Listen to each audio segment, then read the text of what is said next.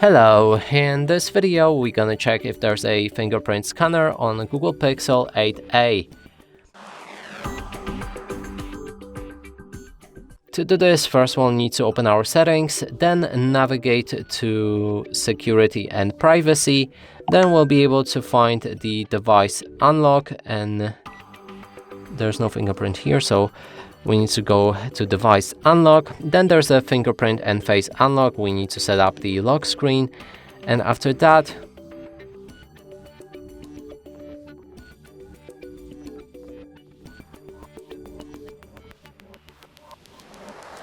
our fingerprint is located on the bottom of the screen.